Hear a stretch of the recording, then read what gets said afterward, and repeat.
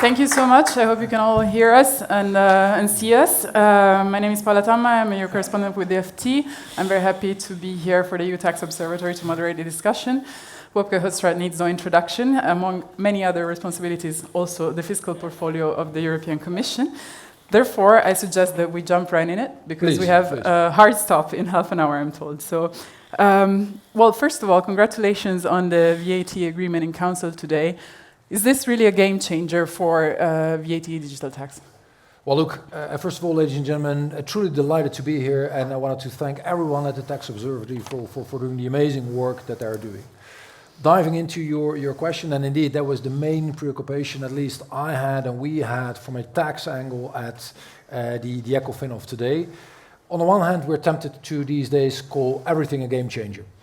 But indeed, what we did manage to secure today is something that truly is very important. And you only need to think about the tsunami of packages that we're getting from outside of the European Union every single hour, week, month and year to understand why this is so relevant. Just to give you the number, 4 billion packages each year below the threshold of 150 euros. So that screams for, looking into how to simplify, that screams for making sure that the money we should be getting, we are actually getting, and therefore today indeed was, if not a game changer, then at least very, very significant in enhancing our ability to close the tax gap. Will this create a lot of extra work for customs officials, though? Because by removing the 150 euro threshold for packages underneath that threshold, will actually need to be checked? No, so my view is it will get simpler. And the way we basically will enforce this, and what it will do in practice is, if your packages arrive and you are not making use of the IOSS, then in very practical terms, your packages will be in a warehouse. They will be waiting there for a more lengthy and more cumbersome process. And we're all consumers, right, of these things. We're all consumers of these type of goods. So maybe you are willing to wait 24 or even 48 hours for these packages. But many of us actually thereafter already get impatient and start checking online where this thing actually stays and why it not yet arrived at your doorstep.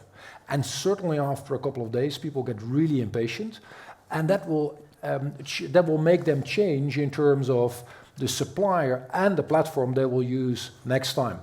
So even though this is not a formal approach to bring everything mandatory under the IOSS, the de facto result will be, in my view, exactly the same. At least incentivization for consumers to go and purchase exactly, that source. Exactly. Thank you. Let's move to the topic of the day, which is competition or cooperation, EU tax policies for tomorrow.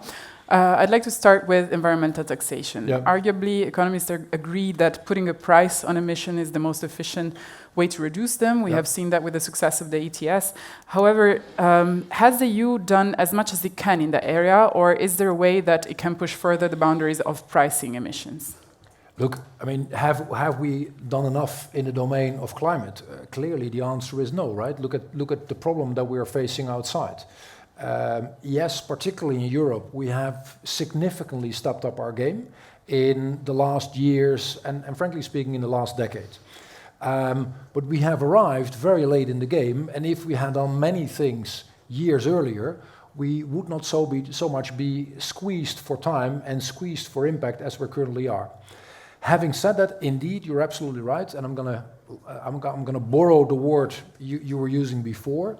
The ETS absolutely has been the game changer, the one most impactful thing we have done in terms of climate policy, market-based in the European Union, full stop.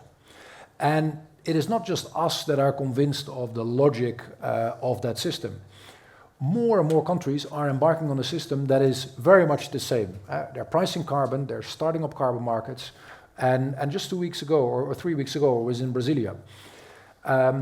Now they have come up with a system that is very much doing the same thing. I can only commend them for it. So the finance minister has done that in a remarkable short period of time, as has the government of Chile. as is the plan for the government in Mexico, with whom I was liaising last week. So more and more countries are doing the exact same thing, because they have seen that in our case, such a market-based tax to pollution, an ETS-like system, is just very, very effective. There's a couple of questions there. The ETS, as you say, hugely effective in reducing emissions. However, there's also a lot of pushback on it. You have said that you will look into flexibilities onto how reaching the 2040 targets. Could one of those flexibilities be a later phase out or a gradual phase out of emission permits in the current ETS? Well, just to be very clear, what has struck me, regardless of how people think about the way forward in terms of taxation and climate policy, there are actually very few economists, but also very, very few business leaders who challenge ETS in its design. Actually, there is huge appreciation, and I can say it, I never built the system. I was never one of the, let's say, intellectual fathers of it. We have built a system that is as good as it gets in terms of policy making. That is truly my conviction. That at the same time, you know, you're always on a quest to make things simpler, to make things better, to make things work in one sector that might not have been a full beneficiary of the upsides before. I think that is only logical. And by the way, that is precisely why we're having the conversation on CBAM that we're having.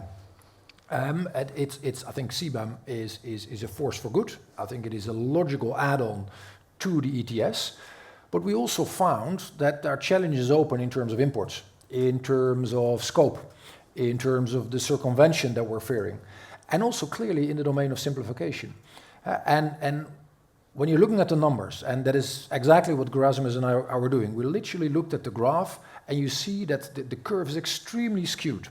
And you then find that 90% of the companies can actually be taken out of scope. Without an impact on the emissions. CESA. We'll come to that in a second. But I don't want to finish it. Just give me 1 sec.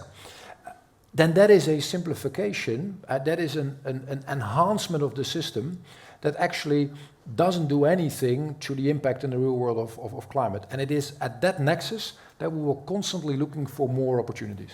Improvement of the system, and CBAM will be my next question, but I wanted to get back to you on ETS. Slower phase out of emission permits, is that something the Commission is opening the door to?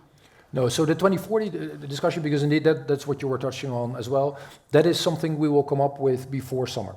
What I've said publicly, and what I can of course easily repeat here, is that we're currently doing a couple of things. One is, we do want to make sure that the target we come up with has ambition and it has predictability for our companies. And at the same time, and that is also something I get back from the member states with whom I'm currently talking, and from members of parliament, that many are saying, okay, we do want to be ambitious, but can we have a bit of pragmatism on how we reach that? And in this time of tremendous turmoil, I think that is a fair ask. And that is precisely why we're looking into some of these flexibilities. But what I cannot do today, until we propose this thing formally, is just pick out a couple of these things and comment on them, and then say which ones I like more and which I like less, because that immediately will feed the speculation of what the whole package will look like. Understood.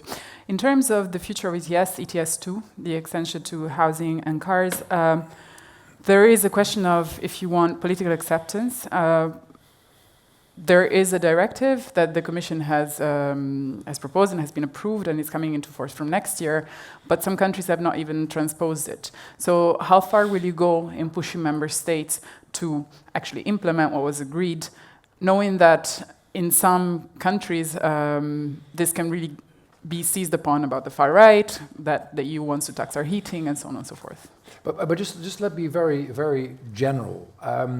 Once Europe, in its trilogues, embarks on a certain policy, the logic simply is, regardless whether it is in the domain of climate, or in the domain of trade, or in the domain of taxation, once something is dealt with, in the case of taxation, of course, there's unanimity, in many of the other files there's QMV, but once it has been dealt with, then the way forward is that we all are implementing it. And that is something that none of us actually wants to change, because, hey, I mean, if you can have buyer's remorse thereafter, then you can never anymore embark on legislation. What I think is a fair ask, and where I think we do need to be very sensitive to, is we have seen how volatile prices have been for consumers, and what that has done in terms of fueling uncertainty, and also making, just for people, making it more difficult to make meets end. And that is why what I will always do is see and continue to look and monitor how these type of tools actually affect prices of people in all our member states. So that is something I'm going to be very sensitive to. Understood. Back to CBAM, if I may. You have said you are ready for an expansion or an improvement of CBAM, something which you have already partly done, as you mentioned, with the first omnibus proposal, kind of separating the wheat from chaff, only targeting those companies that actually do import emissions. But another question is, how do we close the loopholes with CBAM? And so my question would be, how far will you go, how far downstream will you go to ensure that there are no imported emissions?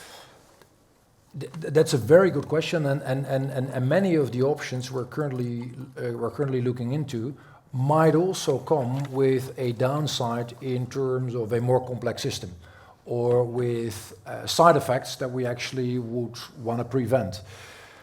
So here I'm going to be a bit cautious. I think we've done and the team has done a tremendous job in the domain of simplification. That really for TaxSud, but also for DG Klima, also in working together. I think this was really well done.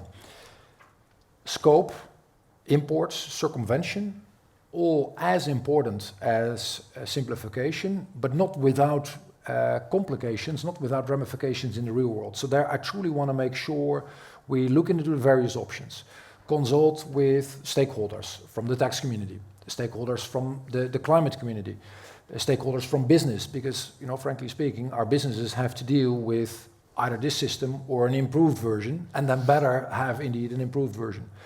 Before I have finalized that, I don't want to embark on a conversation what this is going to look like, because that's not going to help the conversation. We're going to have to keep coming back here. I wanted to She ask told me you up front that I could actually say no, I cannot comment on every single question. So I'm actually being relatively lenient, given that was the orthodoxy. In terms of, let's take now a step back in terms of not so much policies on the table, but what are the areas that tax could bring an added value to? One area which is very hard to bring down emissions in is agriculture.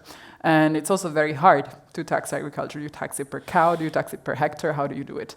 Is there any idea circulating in your head or in the Commission about how can you actually leverage the market forces to reduce emissions, specifically in agriculture? Right.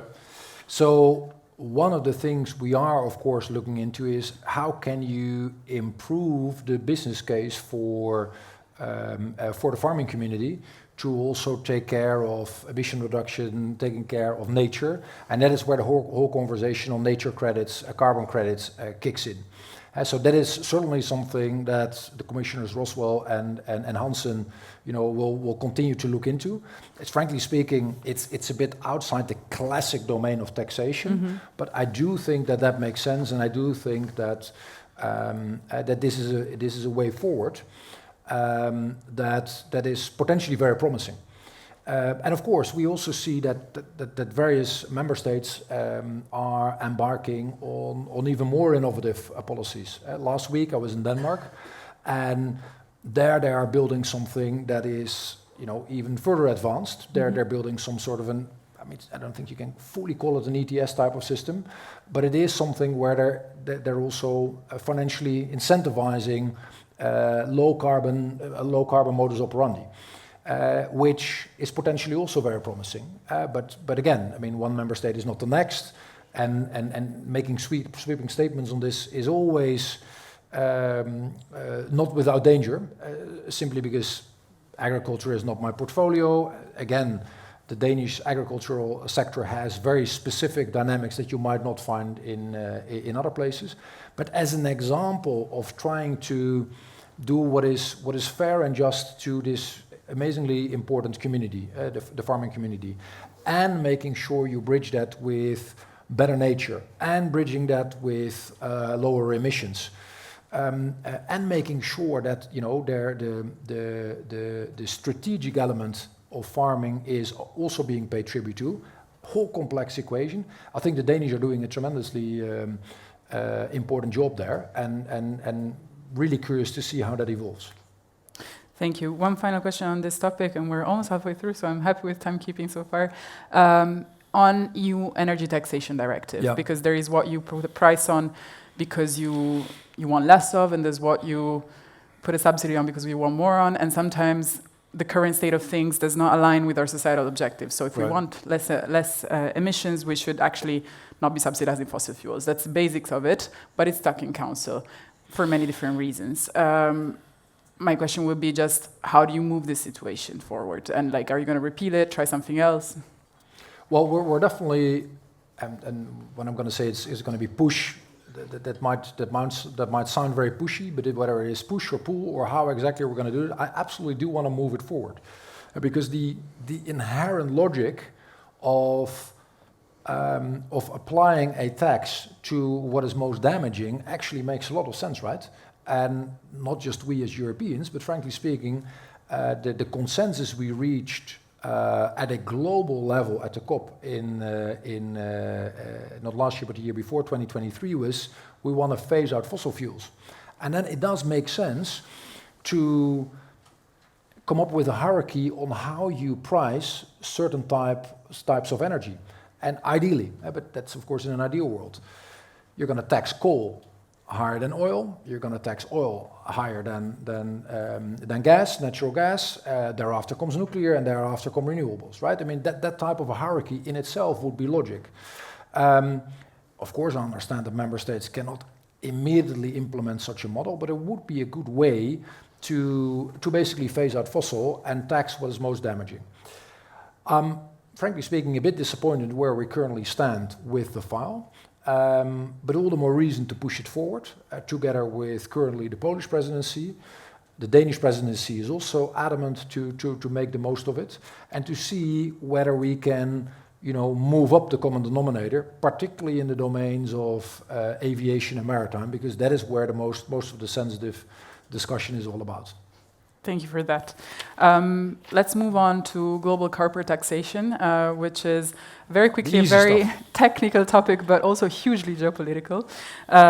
We had an agreement in 2021, over 140 countries, 2 pillars, redistribution on extra profits, and a minimum corporate tax rate of effectively 15%. Right. Pillar 1, we'll get to that. Pillar 2, which is more in the news these days, because the US has demanded that its multinational corporations are given some sort of carve-outs or some sort of special treatments. Specifically, they asked 2 things: that their own system to tax the profits of their multinationals abroad be given equivalence under the system, so that it basically doesn't really apply, and also that their companies have a safe harbor, so an exemption, if you wish, under rules that we would have to implement from next year, if I'm not mistaken, whereby we go and pick additional taxing rights on companies that we feel do not reach the 15%. That's something that EU countries are going to have to do under Pillar 2 directive. Right. So, sorry for the quick technical background. I'm sure you're all more knowledgeable than me in this room, but to bring everybody on the same page. Essentially, what are we going to do with the Americans? In general, or Well, I guess that it puts us in a really tough spot, because on the one hand, you want to salvage the deal, better some deal than no deal. So you want to keep the Americans engaged. It's good that they came to the OECD and made demands. It means that they're still part of the process. They haven't completely shut the door. On the other hand, what they're requesting is weakening the system as it was agreed. So how are you going to navigate these 2 twin objectives of keeping a good system, but also not basically foregoing the biggest stakeholders in this whole game? Right. Well, in general, and then I'm leaving the tax part and the trade part for a sec, but in general, in my view, what Europe needs is more of, let's say, a 2-track approach, right? One is, let's make sure, even if it might not be as easy as it was before, to engage with our American friends and partners in the geopolitical domain, in the domain of trade, also in the domain of taxation. Why? Well, for the simple reason is that there are very few with whom we have so much in common in terms of our history, so much in common in terms of our values, so much in common in terms of our sheer interests across the globe, and very likely also many similarities and objectives in the future. So let's make sure, even if it is not always easy, to engage and see what unites us rather than what divides us. Having said that, you at the same time, in the geopolitical domain, and with all the ramifications we're facing with the horrible war the Russians are still waging in Ukraine, and the threats, the thinly veiled threats also vis-à-vis some of our member states, we have no other option than to also prepare for a world in which we need to do much more of this work and this heavy lifting just by ourselves. So in the geopolitical domain, we do need to plan for a situation with much more assertiveness, even than today, arriving at our doorstep, and therefore go all out in the domain of safety, security, and defense. I just want to say that because it is so important. In the domain of taxation, again, here as well, let's make sure we focus on what unites us. Let's make sure we keep having the dialogue. But what you were saying is, of course, very much true. I very much recall I was a finance minister at the time. We were at the G20, in that case, with the finance ministers in Venice. And there was huge optimism because this deal on Pillar 1 and Pillar 2 finally got through. And as many of you know, it had been years in the making. Interestingly enough, if you then think about who was the first US president to come up with the logic of a minimum tax, that was Donald Trump in his first term. And the logic of having a floor in an international tax system is as valid today as it was back in the day. So that is one, and that is I think why it is so important to also to continue to liaise with the Americans. Second element, also very important, is if you look at the reality, 55 countries, including all European member states, have actually implemented what belongs to Pillar 2. And that is not something that at least the way I see it, that is easily undone. At the same time, what I also want to be very clear about, it cannot be the case that given all this backtracking and all that is put on our doorstep, that then our companies, our European companies, are going to be at the receiving end of policy making. So that is the difficult circle I'm trying to square. How?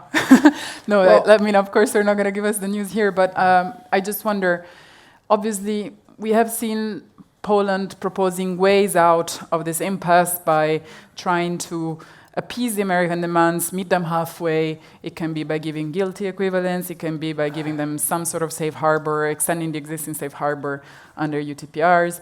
But in essence, the key question remains, do we salvage Pillar 1?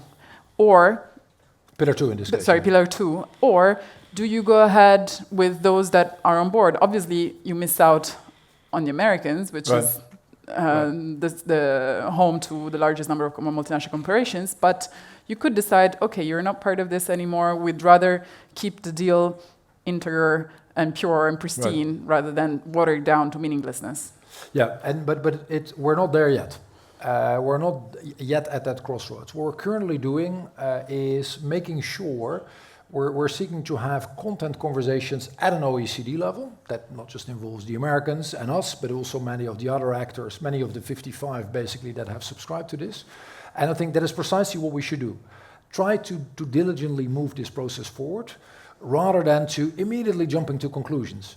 Because that is, interestingly enough, and I understand, but that is also the question that I get from the press and from many others all the time. Are we now going to put everything in the dustbin? Or are we now going to double down and force this onto everyone as of tomorrow? Currently, none of the two. What we're currently doing is make sure we liaise with our partners and allies on how to move forward. Make sure we engage with the Americans to understand what their concerns truly are. Seeing whether some of these concerns can, justifiably addressed, and maybe some things cannot be addressed. and then to diligently move forward with the 27. That is what we're trying to do in the domain of Pillar 2. Can I already exactly predict where that is going to end? No, I cannot. I can just give you my principles. My principle is first is fairness, and that is clearly why I like what was established a couple of years ago. Secondly is competitiveness. I do want to make sure, and I am going to make sure that this will not be the detriment of our own companies. And of course, what I do want to make sure is we're not going to create a bureaucratic nightmare with some of us in, some others out, and something that is just going to be hugely complex. That's not going to be easy, but that's absolutely what we need to do. Do you have a timeline? Sorry, do you have a timeline? You're working around the clock. If you look back at the last 3 months, I'm pretty sure that very few people would have been able to predict all the elements we saw that came on the table and then maybe left the table in the domain not only of tax but also in the domain of trade. And what that tells me is that keep cool, engage, not to be forced into a corner, also not to pressure yourself in terms of timing. By then I need to have something and otherwise the world is coming to an end. That's just not going to be helpful. It's I think what we see, and it is good that the Chinese and the Americans also came to at least sort of an agreement recently, is that taking time and having these conversations rather than jumping to conclusions is maybe not as sexy as macho statements, but in the end this is not about macho statements. This is about making sure that the interests, the long-term interests of the European Union are protected, defended and advanced. You got away nicely with that. I'm going to jump to very quick yes or no or very short answers because I'm aware we're short on time. On the big picture things, will we see within our lifetime, which I hope is going to be very long, an end to unanimity in the field of taxation?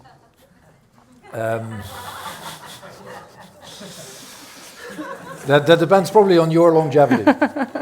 Average Italian women, 85 years old, minus 33. We're a pretty young audience here, right? No. So I think what you will see is you will see new elements of own resources. Is my best guess, and in some cases rightly so. You will definitely see more domains where, in the end, also amongst those skeptic, more room for QMV. And at the same time, I think there are very good reasons for individual member states to also uphold, with the huge diversity we currently have in the Union, to uphold the principle that they tax themselves. I also think, and that is very important to understand here, you cannot answer the question in a reversed order. So it is interesting that you're asking me this question, and of course it comes up way more often. What you first need to do is truly level the playing field and make sure that in terms of the economy, in terms of the social dimension, there's much more of a level playing field. Currently, it's simply also not a good idea to just think that we can put all the taxes in one box and then everyone will live happily ever after. It will be hugely distortive, and it's not going to be constructive. Regardless of that, many member states will just simply block it. Is there, let's qualify it a bit, and that's going to be my last question. That was my yes or no answer, by the way. Is there going to be any area that you can point to as like, okay, we're not going to move to unanimity en bloc with everything, but for this and that, it would make a lot of sense if we did. Well, from unanimity to QMV, sorry. So let me stick with Pillar 1, right? By far the best way forward to tax companies that didn't even exist some 20, 30 years ago would be to do something globally. That was the logic behind Pillar 1. I recall that we then had the conversation in the European Union, hey, if that will not be possible, should we then do something at a European level? I would tend to think, and I'm not talking about the division key and who gets what and what goes to the Union or member states, but just having the same system in Europe, is that then intellectually at least second best? I would tend to think indeed. If that is not possible, is then a system where you do it with a coalition of the willing superior to everyone doing that by themselves? Probably yes. In hindsight, it's you could argue that we might want to have advanced earlier, but I still recall the conversation we were then having. Also at the Dutch Finance Ministry, we were having the conversation, hey, okay, we might do this globally, then doing a fast forward now might actually derail the process rather than enhance it.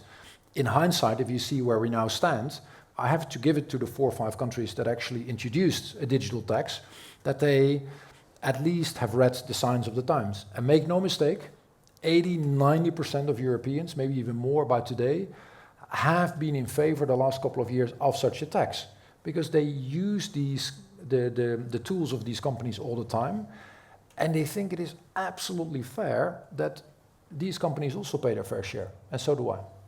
So hopefully we will see that within your mandate and not just the lifetime. Thank you. Thank you so much. And have a long lifetime. Thank you, Commissioner. Thank you.